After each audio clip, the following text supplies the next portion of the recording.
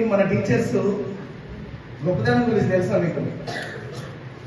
Private స్కూళ్ళకి మన ఊరి నుంచి వెళ్తున్నారు చాలా మంది, వెళ్తురా పెద్ద పెద్ద స్కూళ్ళకి స్కూళ్ళకి వెళ్ళిపోతారు. అక్కడ చెప్పే టీచర్ ఇంటర్మీడియట్ కూడా పాస్ అయ్యి ఉన్నాడు, డిగ్రీ కూడా పాస్ అయ్యి ఉన్నాడు.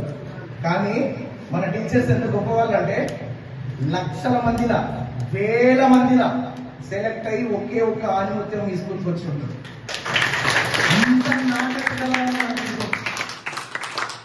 మనం కావాల్సింది పోయి బిల్డింగ్లు, అక్కడున్న కలరింగ్, షోక్టాప్ కాదు, చదువు.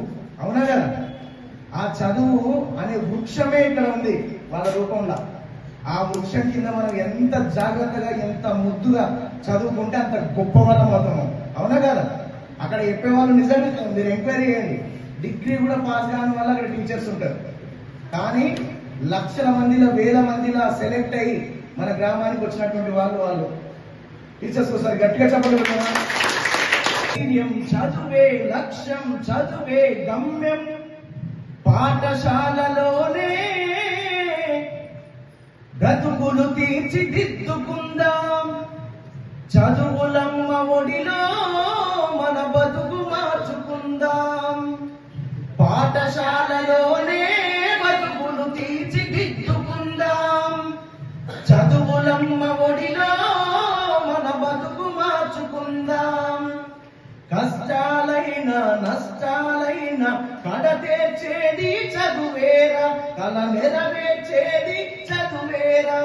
కష్టాలైన నష్టాలైన కలవేర్చేది చదువేరా, కల నెరవేర్చేది చదువేరా. బడి అంటే జైలు అనే భయమెందుకులే మోనేస్తాం. బడి అంటే జైలు అనే భయమెందుకులే మోనేస్తాం. చదువంటే అమ్మ ఒడి, అది బాధల బందీ లేని గుడి. చదువంటే అమ్మ ఒడి, అది బాధల బందీ లేని గుడి. వెలుగును వదిలి పరుగున కదలి ఆట పాటలతో చదివేద్దాం.